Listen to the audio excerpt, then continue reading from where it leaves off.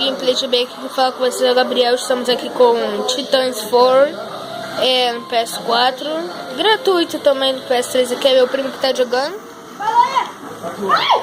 Tá com zoom.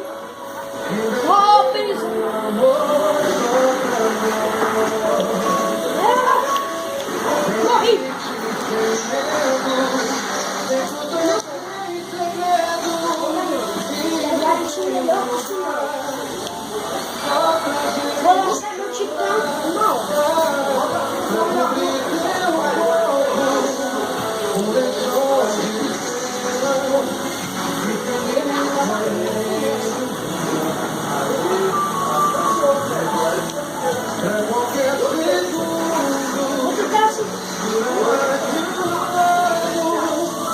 Caraca.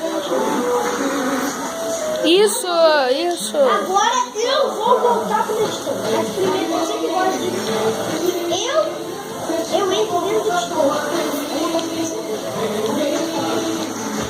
Aí tu aperta setinha pra frente. Eu sou pra baixo.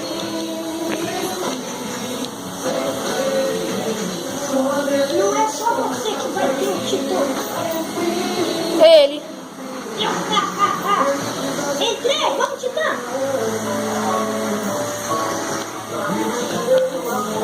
O bom é que teu escudo não acaba, né?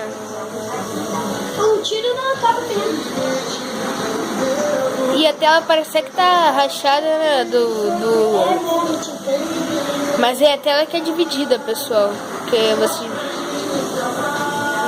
Olha, nem sei o que aconteceu, socorro. Você foi com dono, tem que usar o escudo, cara. Rápido, pelo menos o seu negócio ia girar.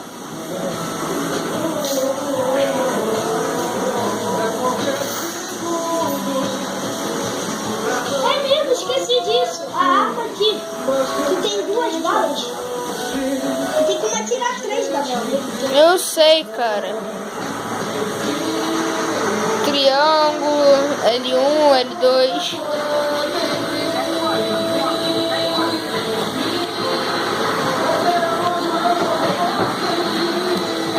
Lembra do teu escudo.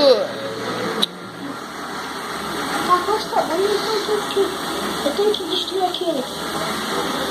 Mas cara, você tem um escudo e você não usa ele pra merda nenhuma. Tu não sabe usar o escudo. Ih, tchau, babá.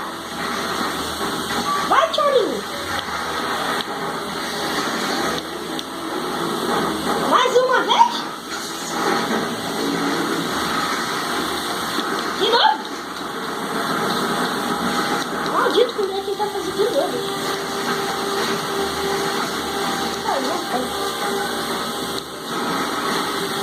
Morri. Não podia morrer agora.